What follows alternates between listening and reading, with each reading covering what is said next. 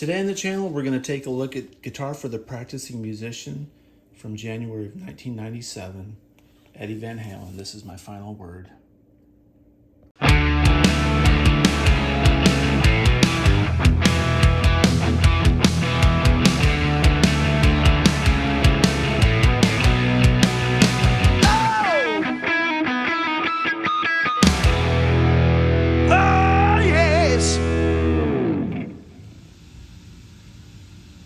Everybody, we're going to take a look at Guitar for the Practicing Musician from January of 97. It's got an Eddie Van Halen interview in it, and man, is he upset in this. There's some really good historical information in this episode. I took a glance at it earlier, and there's some juicy stuff in here.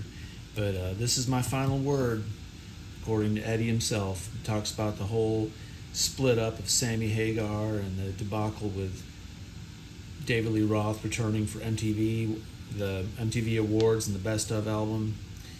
But it's pretty intense. Plus we got a bunch of other stuff in here. We got G3 with Satch, Vi, and Eric Johnson, the original G3 lineup. And pretty much that's it. We got some ZZ Top, some Korn. So let's take a look. Let's dig in. I'm going to get through this a little bit quicker than normal because this interview in here with Eddie it's pretty lengthy, but it's good.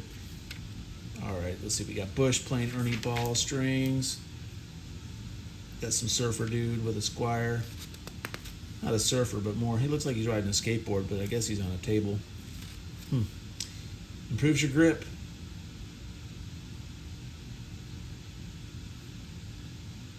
Dodd, the Tech 8. 90s had a lot of weird effects processors and stuff. It was like a revolutionary time for technology, them trying to get better at stuff, which it's cool, but some of it was not the best. Check out Eddie here. He looks really grumpy, standing there by this privacy fence out there near 5150, I guess. He looks pretty upset. All right, keep going. You got Eric Johnson there. Eric with the perfect hairdo. Laney amplifiers. I don't think they make Laney anymore. I could be wrong, but I think they're done. I saw Ace Frehley play back in the 90s with some Laney amps, and he blew out 3 Laney heads in one show. He was not happy.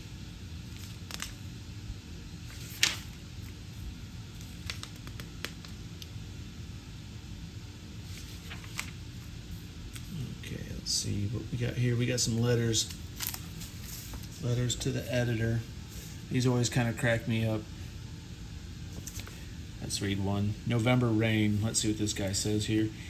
I'm a subscriber to your magazine and have been for about 10 years. My complaint is that the 80s your magazine was very up to date, informative, but now guitar seems to be behind the times. Let's take November issue, for example. Joe Satriani is a great technical guitarist, but he's out of date in the music scene. Most people could care less about learning a Led Zeppelin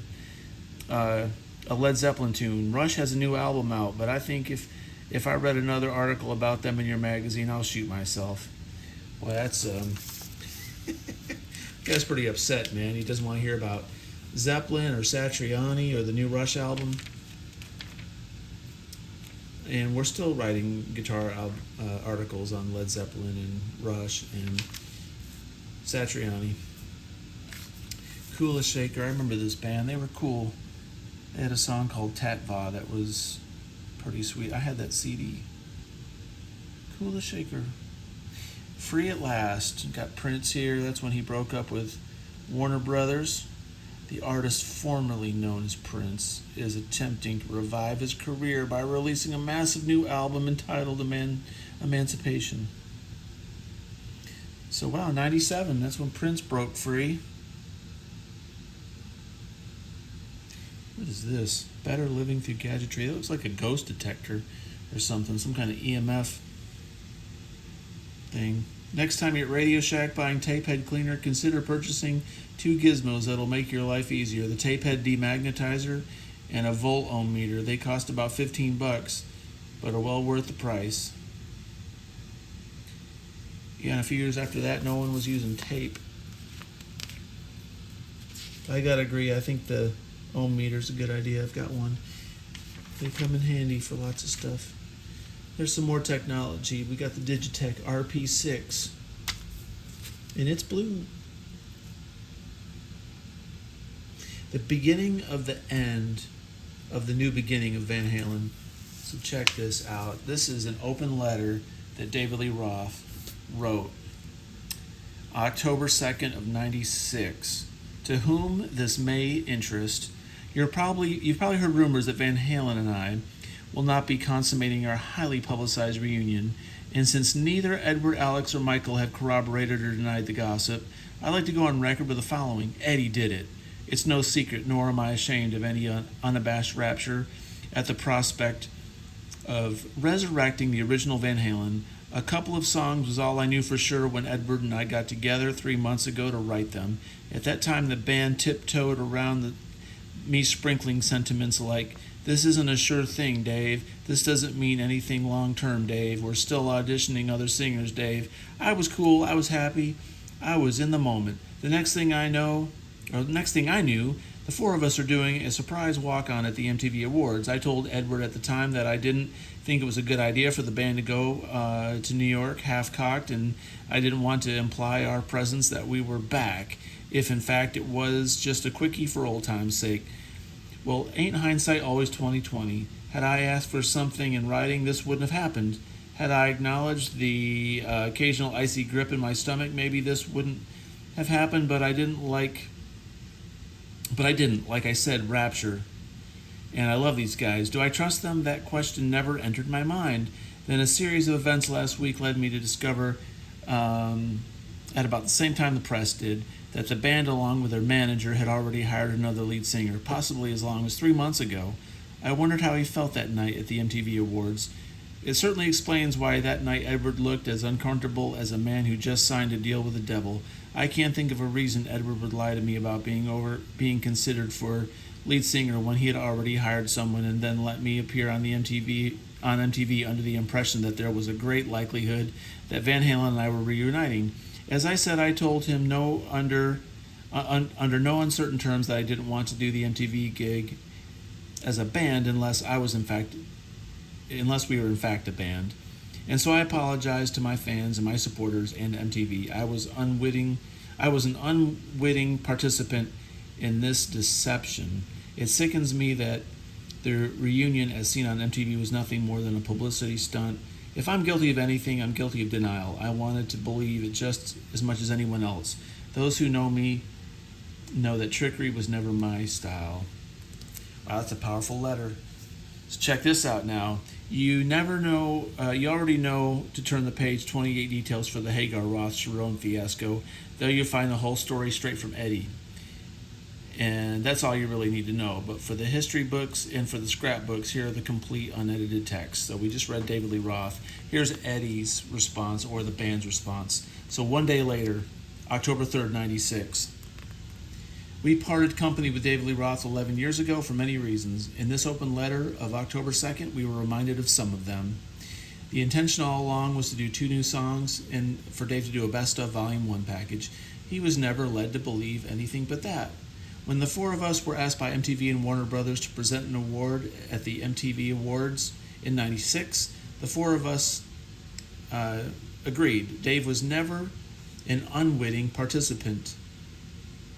We appeared in public just as we do before releasing any other Van Halen record. For the last 2 weeks, we have been working with someone who we hope will be part of the future of Van Halen, although no final decision can be announced until contractual considerations have been resolved. Van Halen will go forward and create the best possible music that we can. Edward, Alex, and Michael. Well, we know how this all played out. More on that later in the Eddie interview. Okay, let's see what we got here. We got a Wolfgang. As if there weren't enough surprises in the past few months of the Van Halen camp, the Best of release packs a few more. 500 of the CDs have been autographed by Eddie and randomly distributed, and another 10,000 are packed with a collectible Van Halen guitar pick. I actually got a pink guitar pick in mine. I remember that. Plus, and here's the real doozy. Some lucky atomic punk out there is going to open his CD and find the grand prize certificate for a PV Wolfgang guitar, complete with Eddie's signature, and you thought Willy Wonka had a good idea. Truthfully, I think they should have done like 20 of those guitars. I mean, they could have done 20 Wolfgangs. That'd have been great. I always had a bad taste in my mouth with the PV Wolfgangs because they came out right when all this turmoil was happening, and the PV Wolfgang always reminded me of just the bad times in Van Halen. It was always like a real bummer for me. It was devastating. 96, 97. I thought Humans Being was such a great song, and I thought they were really headed for the stratosphere. Let's see, Lexicon, Multi-Effects. There's Richie Sambora, GHS Boomers. Chainsaw Kittens, Feline Ingenuity. Here's Kirk Hammett with his load haircut. Could it be that Kirk Hammett is playing around when he's not Metallica or on Metallica's clock? Word is that Kirk recently did some work with the self-proclaimed homocore band Pansy Division. The proud and somewhat militant gay rockers have a new album out, the title of which is a play on AC/DC's For Those About to Rock. You're going to have to check it out on your own. Never heard about that. There's Weezer. Putting the Squeeze on Weezer. They're talking about Pinkerton. I thought Pinkerton was a cool album. Remember after Pinkerton, he went back to college. He went back, got like a degree, and chilled out and didn't do anything for a few years. Billy Gibbons, ZZ Top, I Love Billy. Look at there's the Reverend. Rhythmine had just come out. Rhythmine is a return to early style ZZ that really doesn't require much more than these guys playing their favorite chords. I listened to Rhythmine about 2 months ago, and that's a good album, man. Rhythmine. It's really fat, man. Rhythmine's got a super fat sound. Here we got Korn doing their 7 strings. I cannot play a 7 string. I just cannot do it. I can't wrap my head around that extra string for some reason. I'd just soon take a 6 string and tune it low.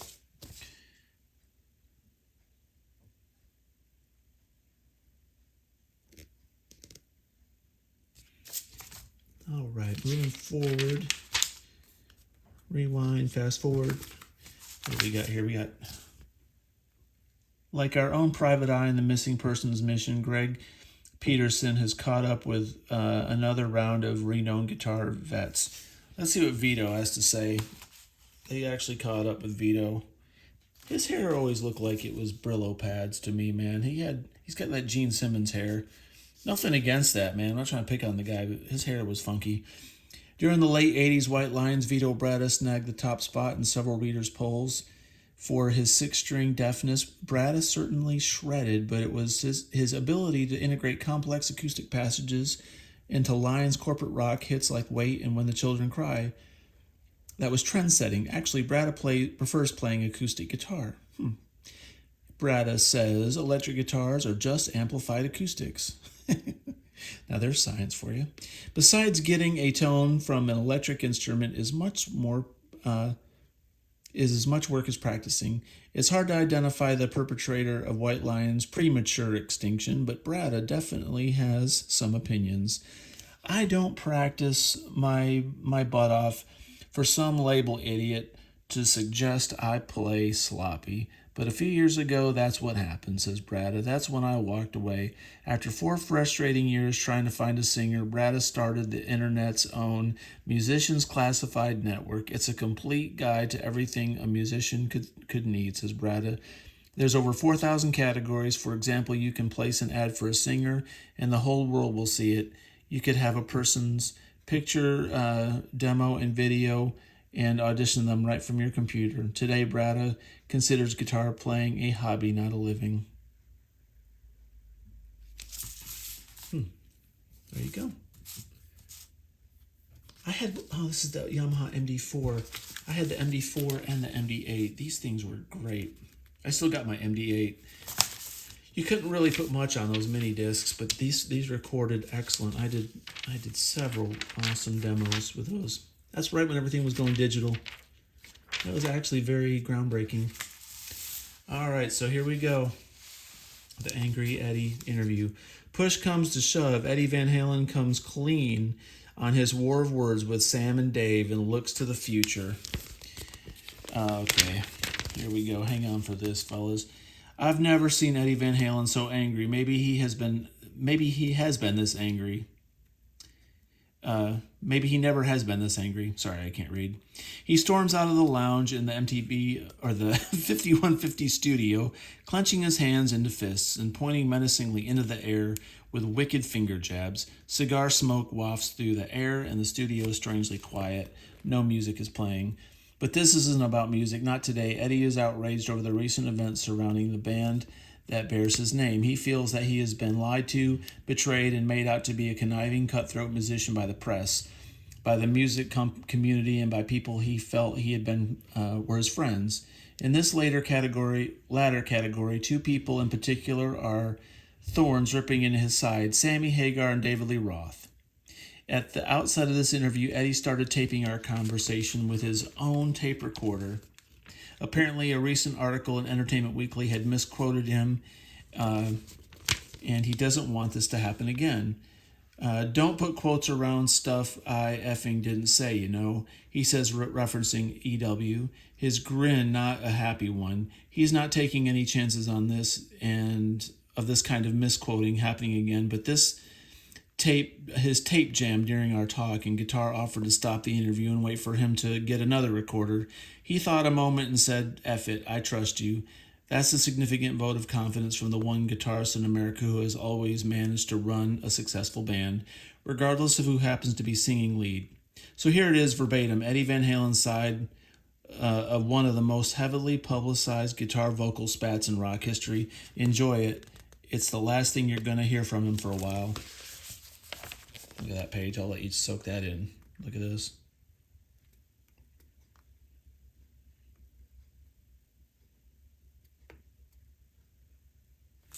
All right, so let's get on with this huge interview. All right, Hagar the Horrible. Man, this is a lot. I'm just so fed up with all the lies and the garbage and the BS that Sam and Dave are saying. It's ridiculous. I don't even know where to start.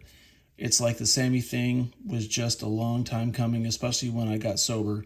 Either he couldn't handle it or I just started seeing things different. I've changed. I'm an adult. I'm not a effing kid who's in school, and I'm sick and tired of people trying to take control of me or manipulate me. It's easy to do when you drink. So when I got sober, I didn't start becoming a control freak. I started noticing how Sam's work ethic had just sucked. He spent more time on the phone, doing outside things, Meatloaf Heart, Alice Cooper, and then he spends 1 hour here.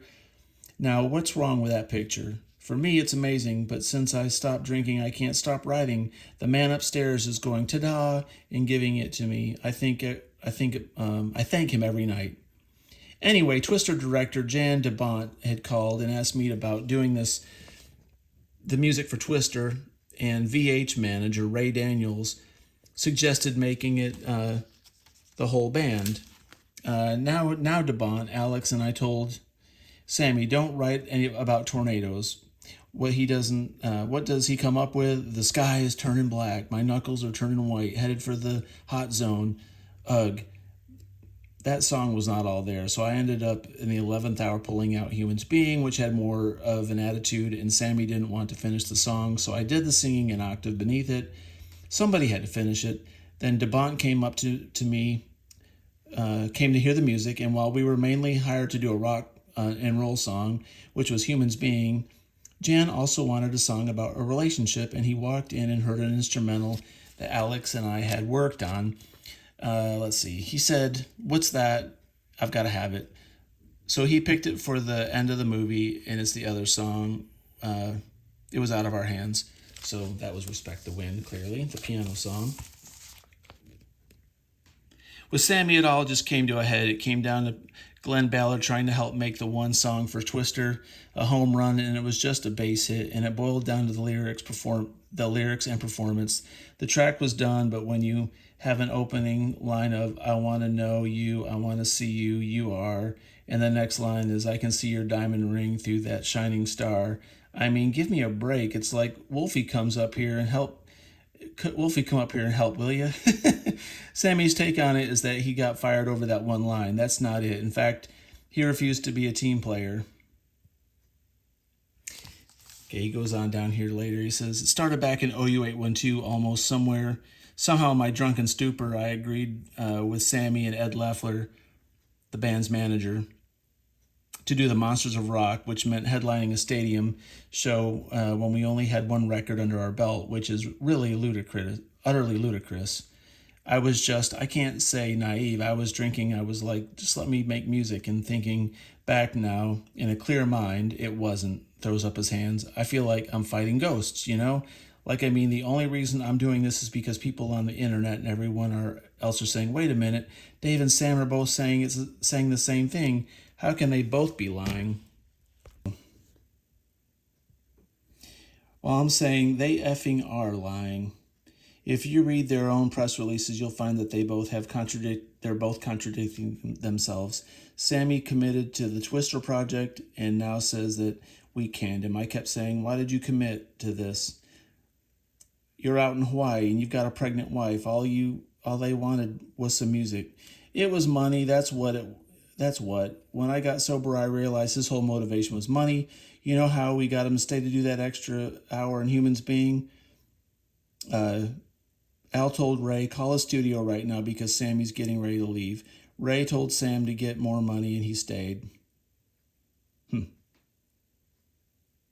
He just turned 50 or whatever, and I'm 41. Maybe he just wants to call it quits and retire. That's another quote in here. What else? Let's go on here. Moving forward. Then there was his phone call. He says it was Father's Day. To make another big deal out of it, I don't know what it was. I think it was the only effing time he answered the phone, and he quit. I did not fire him. And when he says to Entertainment Weekly, what he says there is not true. I didn't say you've been a solo artist, so go ahead and go back to being one. I never said that. I said, Sam, to move on, to continue on as Van Halen with you in it, you need to be a team player. You need to be open, just like I am. If Glenn asked me to do a six-finger bass solo, then hey, I'll try it. There's nothing wrong with it, trying anything else. It might be better. If you don't try it, you'll never know. But he took the vocal exercise, sings me, me, me, me, me, me, literally, and a lot of singers do. Roth did too.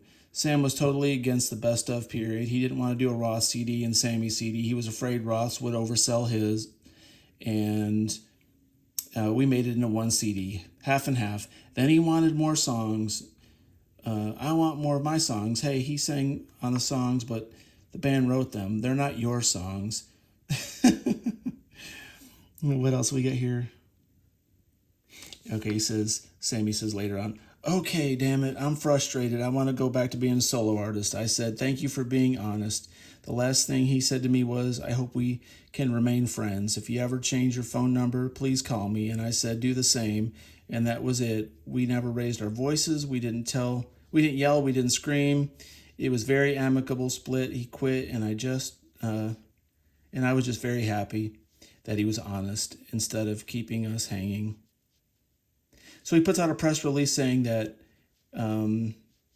he quit. A week later, I pick up the LA Times, which says something like, Sammy Hagar ousted, conned into this and that. F you, he tells one more effing lie about me, I'll come over and kick his GD ass.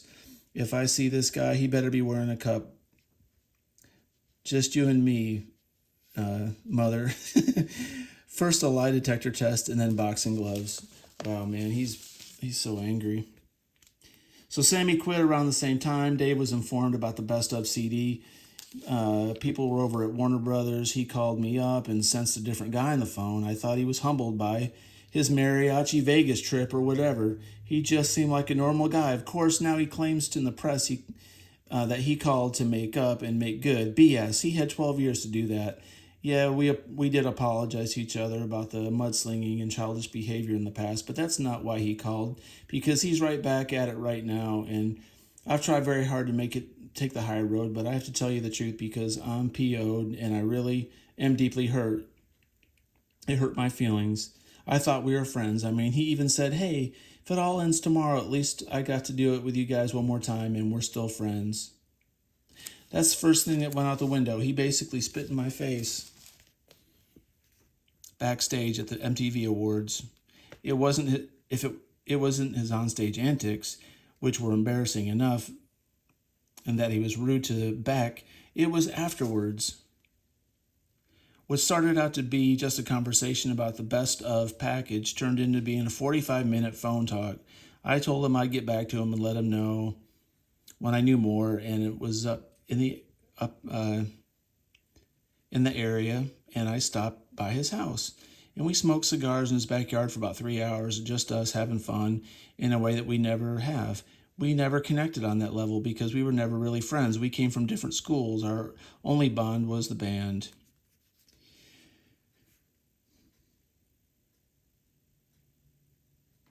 He didn't want to do me wise magic at first, but then after nothing else worked out, he goes, "Hey, how about that one? It was originally the one he didn't want to do.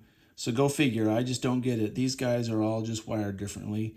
After we get that one out of the way, he said, "How about one more? We did Can't Get This Stuff No More."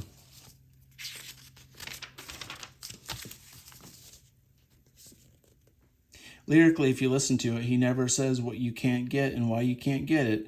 But screw it, I just wrote the melody and it's Dave. It is what it is, but we never alluded to him that he was in the band or anything at that time. If anything, MTV was the one who ran the stupid spot with a Welcome Back Cotter theme.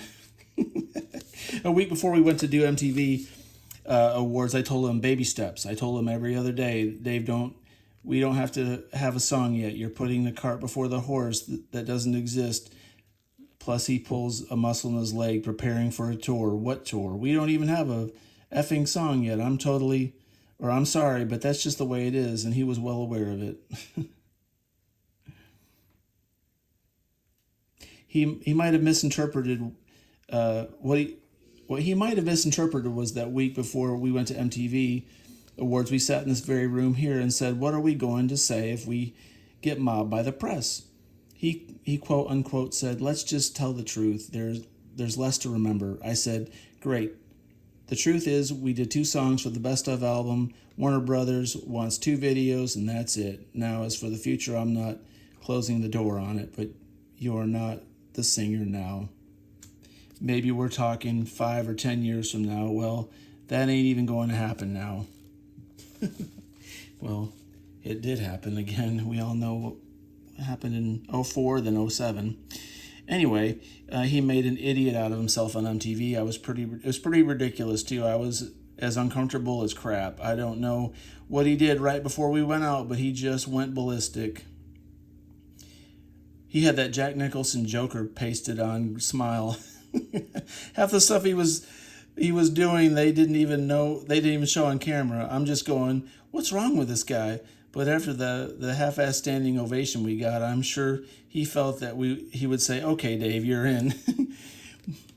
We do our press conference, and the press has these questions, but no one's answering any of them. Dave is just doing his vaudeville shtick. So I went, "Here's what's happening. I might have come off a little angry, but I was just sick and tired of all this crap.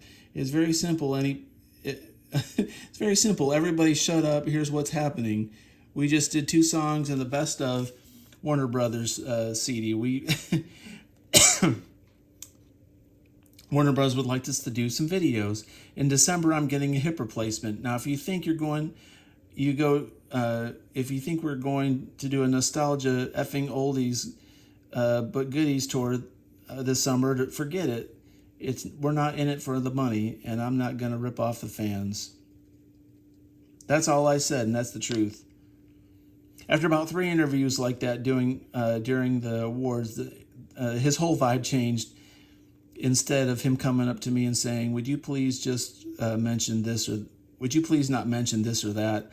I had to go to him and say, Dave, what's the matter? What's happening? What's going on? He said, well, tonight's about me, man, not your effing hip. I bit my tongue and said, okay, next interview, you have a mic and do it, but answer the questions and I won't say a thing about my hip. He turns to me and goes, effing better not. I almost decked him. I said, I stuck my finger in his face. If you ever talk to me like that again, you'd better be wearing a cup and you better hold your tongue as of right now, you a-hole. That was it on a professional level. I'll do the videos with you and you'll have to have closure on the end, but that's it. You don't treat me or anybody the way you did because you'll end up 60 years old without a friend the way you treat people. And here I am thinking all the time that he changed. 2 minutes of public adulation and boom, right back to LSD, lead singer disease. I blew my effing mind. I was actually depressed for a couple of weeks because I'd lost a friend, or what I thought was becoming a friendship, because he even said, if it all ends tomorrow, at least we're friends now. I've got to do it with you guys one more time. He was full of crap. He thought I was still the punk kid I used to be, and I'm not. I'm an adult now. You can't screw with me the way he used to. He couldn't pull the stuff off live. There's no way he could do magic live. The low part, yeah, but the chorus, forget it. No way. And that still has nothing to do with why we're not doing it. We would be ripping off our fans. You don't know how much money was thrown at us to do a reunion tour with Roth. Probably more than the gross national product of East and West Germany put together. I tell you, man, there's not enough money in the world that's going to make me go back to dealing with certifiable lunatics. What an interview. Holy smokes. I totally forgot about this one. Right now, Gary Cherone. All right. Ray Daniels had mentioned Gary because Ray's partner manager managed Extreme. I'm not that familiar with Extreme's music, but regardless, with us, Gary sounds completely different. It's the chemistry between people. If you're playing with so-and-so, you tend to play differently. Ray had mentioned him to us and sent Gary a cassette tape of a simple pop tune with me kind of singing melody with some lyrics. Then Gary sang over it and sent it back. I called Ray and I said, this is really bad. I called Ray and said, I said, this is really bad. Ray said, well, look, I've already promised him a listen. I thought, what the heck? And what am I going to do with this guy for a whole week? And Ray says, look, if it doesn't work out by Wednesday, we'll just send him home. Thank God he came out, because when he walked in the door 10 minutes, I said, you feel like singing? He said, yeah, I guess so. That's why I'm here. He just blew my mind. He's got elephant balls from heaven and hell. And he can sing like an angel. Just incredible. Not a hint of LSD. We connected on the sort of soulful level immediately. We could just tell the guy was real. No BS about him. He's a brother. Man, he's a soulmate. He's open to anything. I've been writing lyrics and would sing and go, hey, if I'm treading on your territory too much, say so. I'm like, no, I'm loving it, because he's never worked this way. He's always been the one to do it all. Now everything's a collaborative effort, which is great. We have 20 plus tunes already for the record that'll come out in the spring. We're banging out 3 songs a day just like that.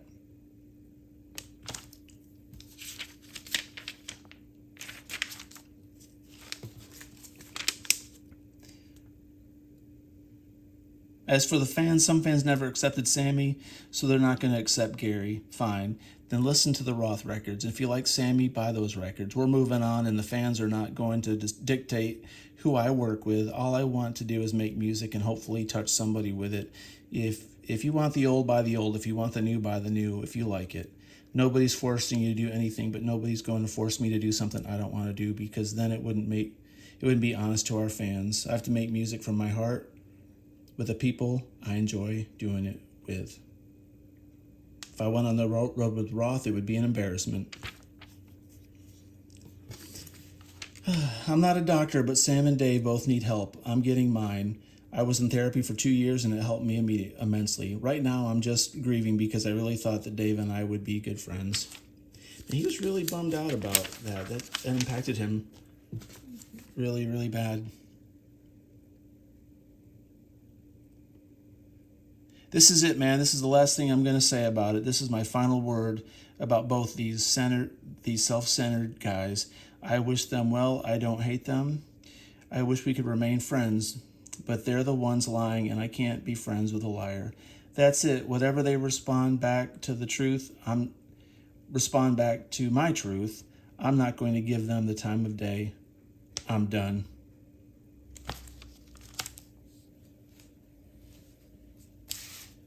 All right, so I'm going to wrap this. This can be part one.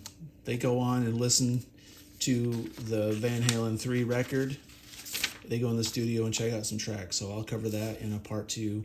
But I'll upload part one of this interview so we can digest that. But that's some pretty heavy stuff.